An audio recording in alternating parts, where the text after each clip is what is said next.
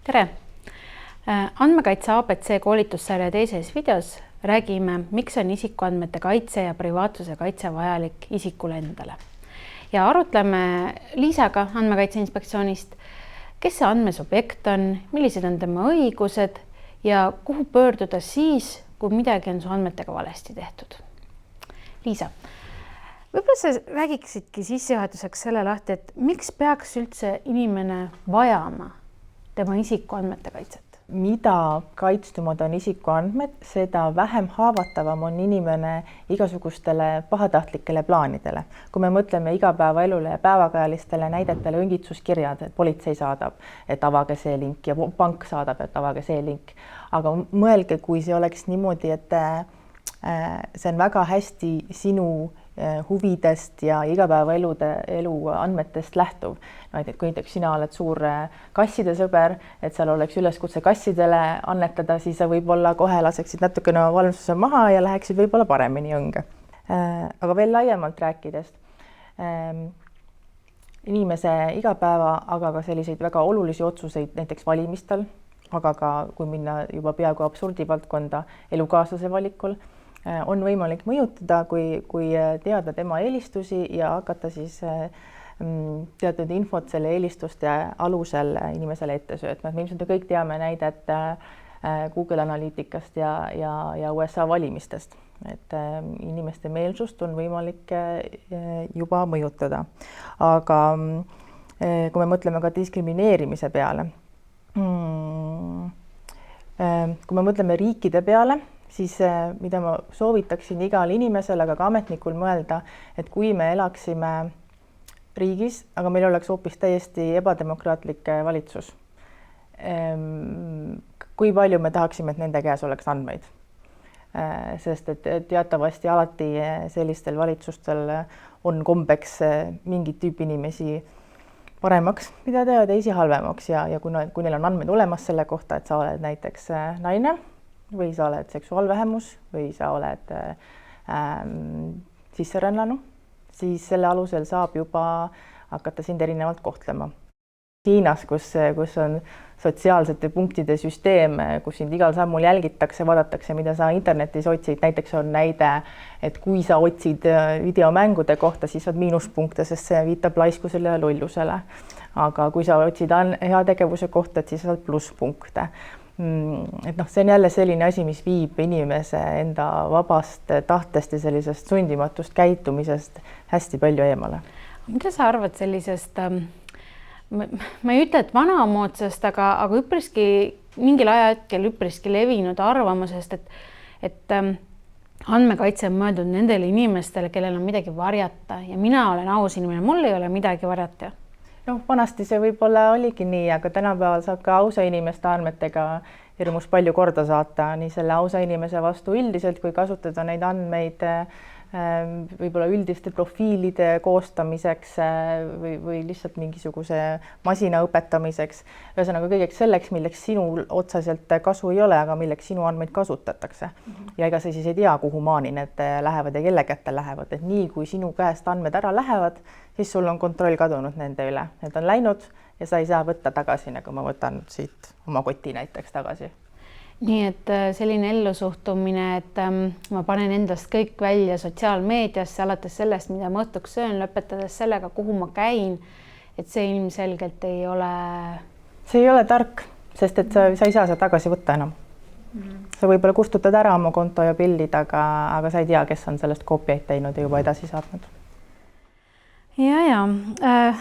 Me teistes videoses rääkisime, et mis on andmete töötlemine, mis on isikuandmed, kes on andmetöötleja. Kas sa natukene avaksid seda, et mis asi see andmesubjekt on või kes on andmesubjekt? Keeruline sõna, aga tegelikult väga lihtne. Andmesubjekt on inimene ja võib-olla andmekaitse kontekstis konkreetselt inimene, kelle andmeid töödeldakse või kelle andmeid kasutatakse mis iganes viisil. Et kui öeldakse andmesubjekt, siis räägitakse inimesest ja mitte isikust, ettevõttest, mingisugusest fiktsioonist, alati inimene.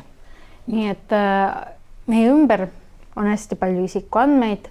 Ma olen alati andmesubjekt eraisikuna, aga samas ma tegelikult võin olla ju ka andmetöötleja. nii on. Või andmetöötleja töötaja siis? No just nimelt.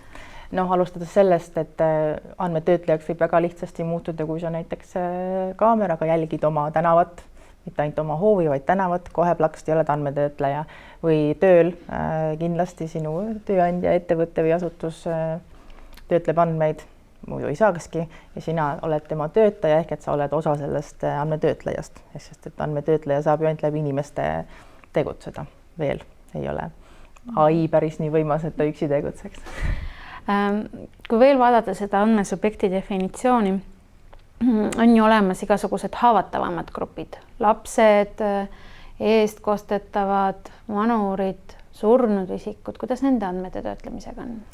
Nii, lapsed ja eestkostetavad on kindlasti sellised isikud, kes ise ei taju veel või enam ohtusid, mis selle andmetöötlemisega kaasas võib käia või oma andmete avaldamisega võib kaasas käia, et nende puhul on siis ette nähtud, et lapsevanem või eestkostja teab natuke paremini, kuidas oma andmeid kaitsta, aga loomulikult eks lapsevanemad ja eestkostjad peaksid arvestama nii palju kui võimalik ka laste ja eestkostetava enda huvisid, nii kaua, kui nad siis ennast kahjustama ei hakka.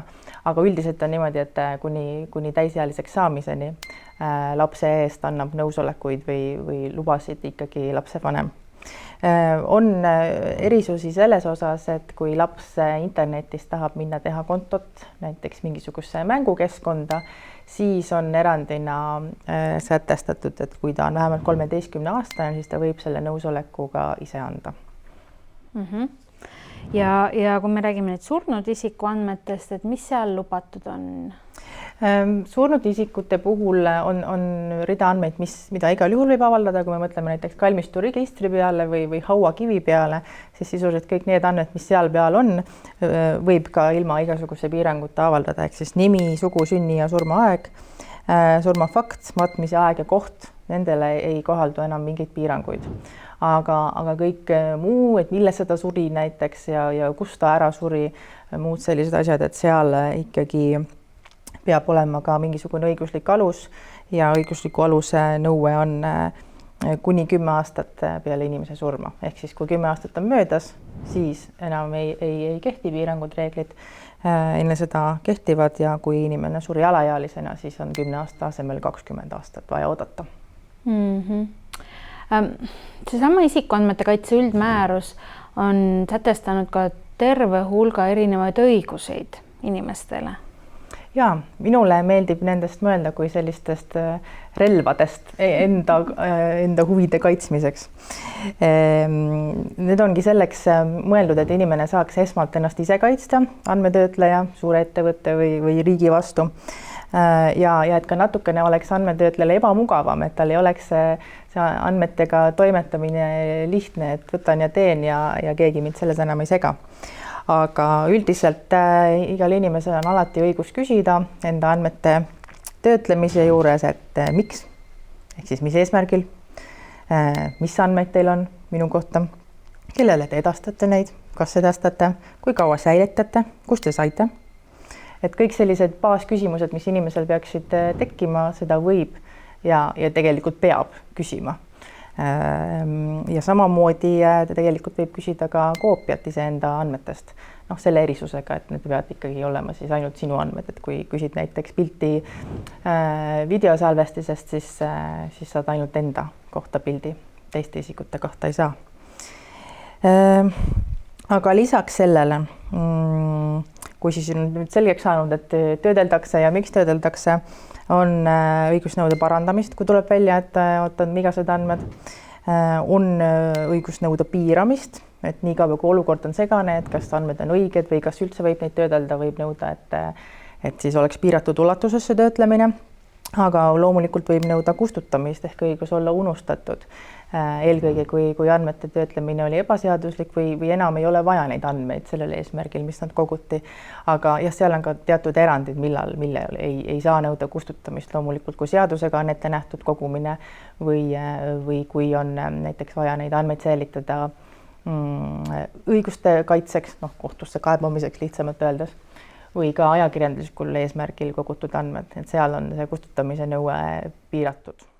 Minu meelest see kustutamine on selline huvitav asi, et mulle tundub, et ei saa olla absoluutselt kustutamist, sest kui ma esitan ju nõude kustutada minu andmed, siis tegelikult seesama kiri, mille ma saadan, on ju ka isikuandmete töötlemine. Ja sama tihti seal kirjas oli, et palun saatke mulle kinnitus, et minu andmed on ära kustutatud, aga kuidas ma selle saadan siis, kui ma olen su e-posti aadressi ära kustutanud.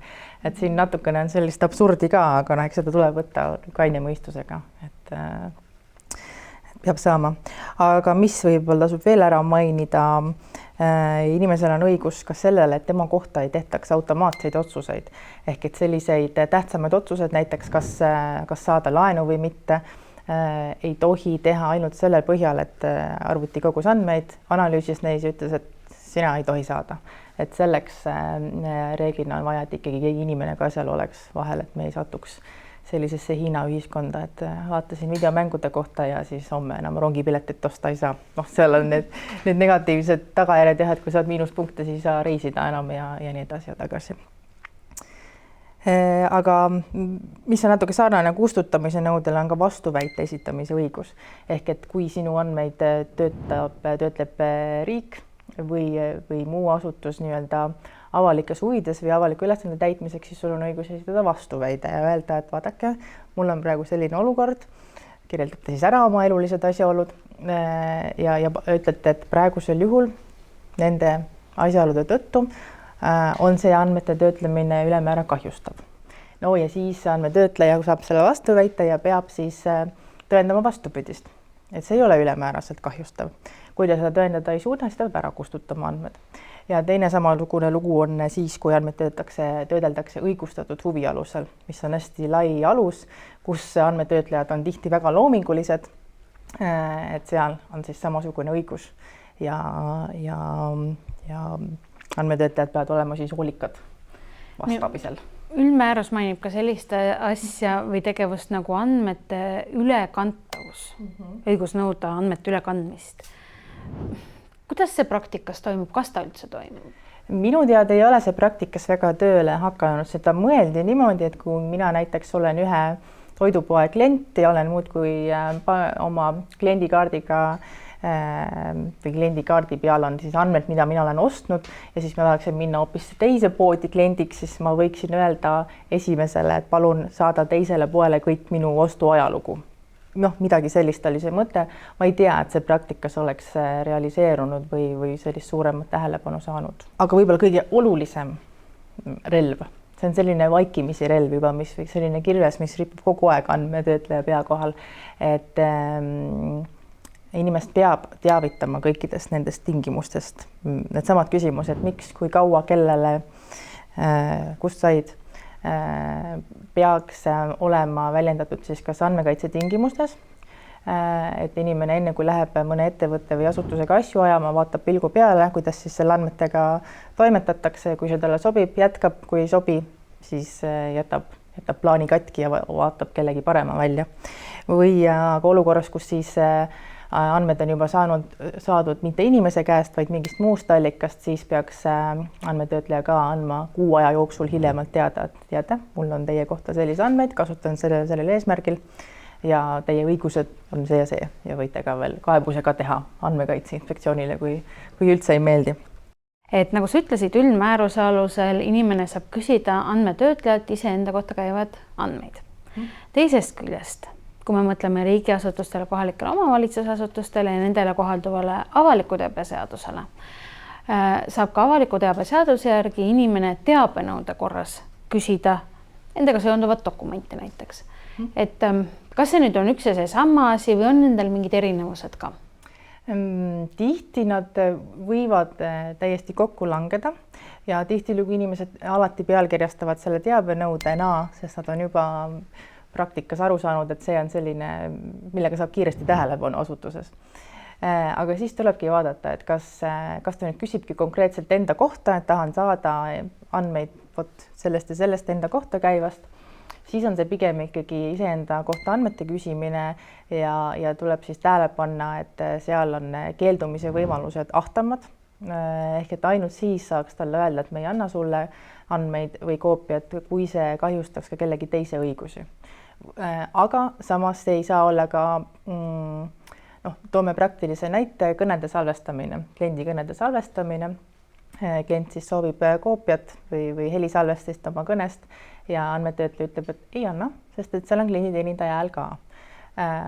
See ei lähe mitte, siis andmetöötleja, kes siis on nii võimekas ja kõike salvestab, peab olema nii võimekas, et ta siis kas moonutab või võtab üldse selle klienditeenindaja hääle sealt välja ja annab ikkagi siis isikuandmed välja. Võib-olla natukene äärmuslik näide, aga nii see on. Ehk et need keeldumise alused on nagu väga-väga ahtad.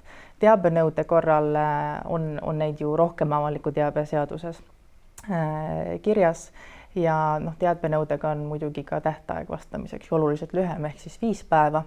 Mida võib-olla tasub silmas pidada on see, et kui inimene ka ongi teabenõudena pealkirjastanud oma pöördumise ja seal on nii teabenõue kui selgitustaotlus kui enda andmete kohta küsimine, siis mõistlik on talle 5 tööpäeva jooksul vastata, et näete, näiteks loeme teie pöördumise enda kohta andmete küsimiseks ja vastame teile 30 päeva jooksul, et inimene ise ka teaks, millena seda siis käsitletakse, et ta juba näiliselt ei hakkaks Andmekaitse Inspektsioonile vaiet esitama, et talle pole vastatud midagi 5 päeva jooksul.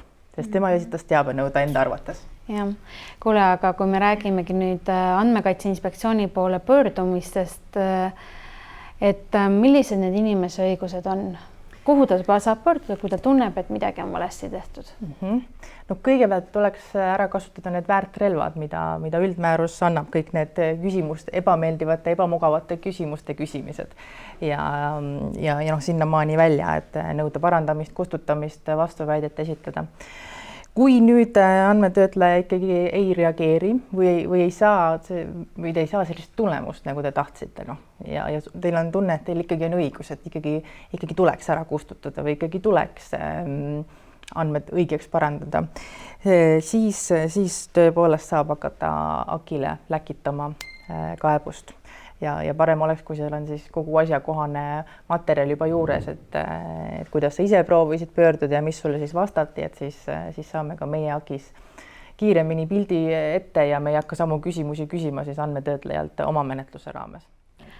Aga kui ma ei taha kohe kaebust esitada, vaid mind lihtsalt huvitab selle olukorra selgitamine mulle, et mis siis on? No võib-olla kõige kiirem viis on helistada meie infoliini. See töötab esmaspäevast neljapäevani praegu. Pärastlõunal 2 tundi ja seal just saabki sellised võib-olla kiiremad küsimused ära küsida ja loodetavasti ka vastus saada. Loomulikult, kui see on selline komplekssem olukord, siis pigem tasub kirjutada.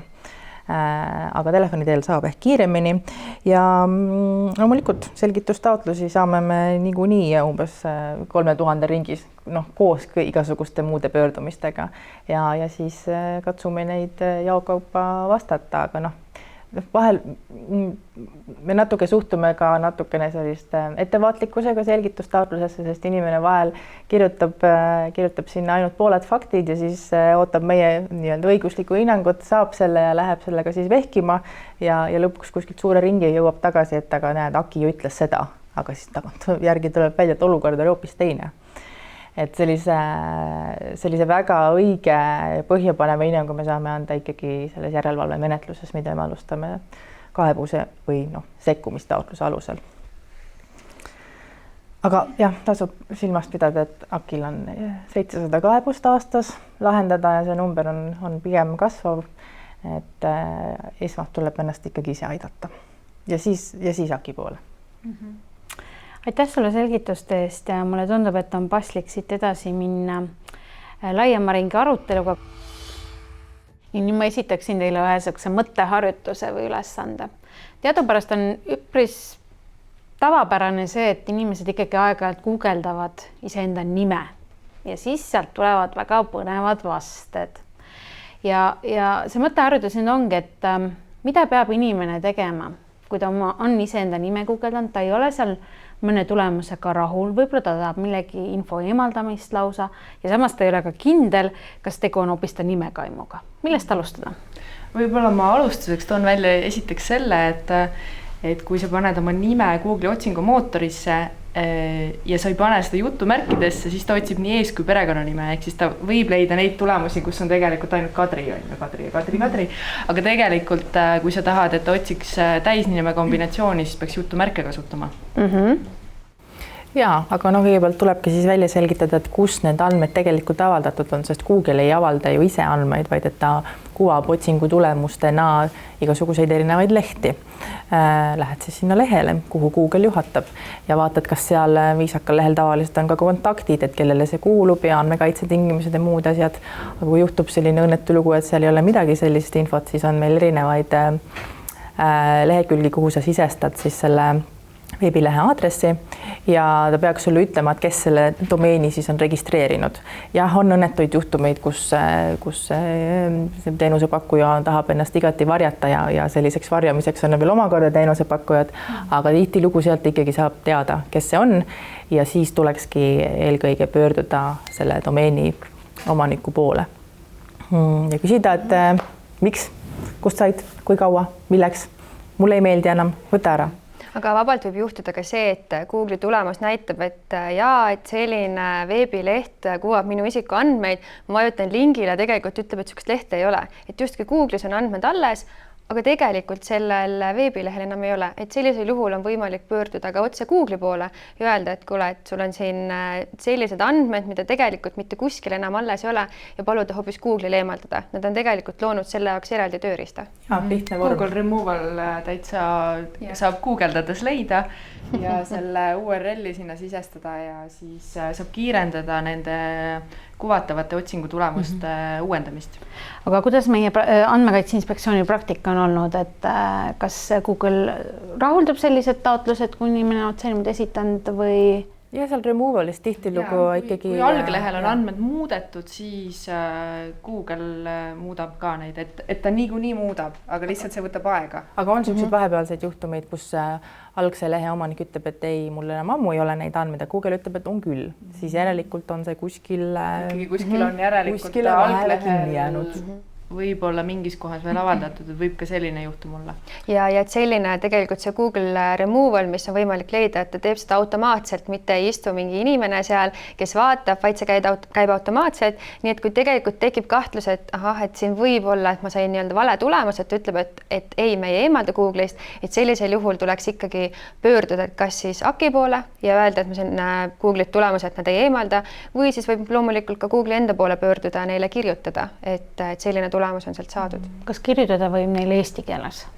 No ütleme, et ikkagi inglise keeles, sest et suur tõenäosus on, et nad seda eestikeelset lihtsalt ei loe ja lükkavad selle kohe endal prügikasti, et inglise keeles arvestades, et Google on ikkagi meil Euroopas Iirimaa ettevõte. Aga Google'il on oma vormid, et mida lihtsalt valida ja täita, et tegelikult on võrdlemisi lihtne. Ma tahtsin selle lihtsalt lisada, et kui nüüd andmetöötleja ise muudab seal oma lehel mingeid asju, näiteks ta sai mingi taotluse, siis andmetöötleja võiks ja peaks ka tegema selle sama Google Removali sinna otsa, et muidu tekib olukord, kus ongi, et Google veel leiab, aga tegelikult alglehel enam ei ole. Euroopa kohus vist ka just ütles, et see algse lehe omanik peaks siis hoolt kandma selle eest, et Google'ist ka ära kaoks või värskenduks see tulemus. Et mitte ainult ei ole see selle inimese enda kohustus, vaid et kõikide otsingumootorite tegelikult ju mitte ainult Google'ist, et kuigi see küsimus oli suunatud Google'ile, aga otsingumootorid on ju rohkemgi, et see kehtib kõikide nende otsingumootorite puhul, et ka see andmetöötleja ise peaks pöörduma nende poole juhul siis, kui tõesti on näiteks ta nüüd mingid tulemused eemaldanud oma lehelt. Aga kas minul kui andmetöötlejal on võimalus ka oma kodulehte niimoodi või veebilehte siis seadistada niimoodi, et see ei ole otsingumootoritele leitav või mingid osad sellest? Et see on ka täiesti võimalus, et sa mingid kindlad lehed peidad otsirobotitele. Et me ei saa nagu välistada, et tulevikus need robotid lihtsalt arenevad nii palju ja leiavad selle ikka ülesse. Küll aga see ongi iga andmetöötleja enda otsus ja võimalus, et sellega ta vähendab, isegi kui ta näiteks oma lehel avaldab mingisugused isikuandmeid, siis ta, et see on nagu mõnes mõttes nagu kaitsemeede, et ta teeb teda kättesaadavaks ainult neile, kes oskavad tema lehele tulla mitte neile, kes guugeldavad konkreetset inimest ja jõuavad siis ka sellele lehele. Just eluline näide tihti on, ma ei tea, klasside nimekirjad, vilistlaste nimekirjad, mis koolilehel on üleval, aga need ei ole Google'i leitavad, ehk et ta juba siis kergendab seda riivet. Ja tegelikult ju dokumendiregister samamoodi ei ole ju Google'ile leitav, nii et ju siis neid võimalusi ikkagi on, kuidas seda teha või näiteks meedia puhul on tihtipeale nende artiklite arhiivid on ka ära peidetud, et neid võimalusi kasutatakse, võib-olla tundub justkui, et neid ei ole, aga tegelikult ilmselt neid on meie ümber rohkem, kui ma oskaks arvata neid nii-öelda Google'i eest peidetud lehti. Ja väga huvitav, aitäh teile selle eest.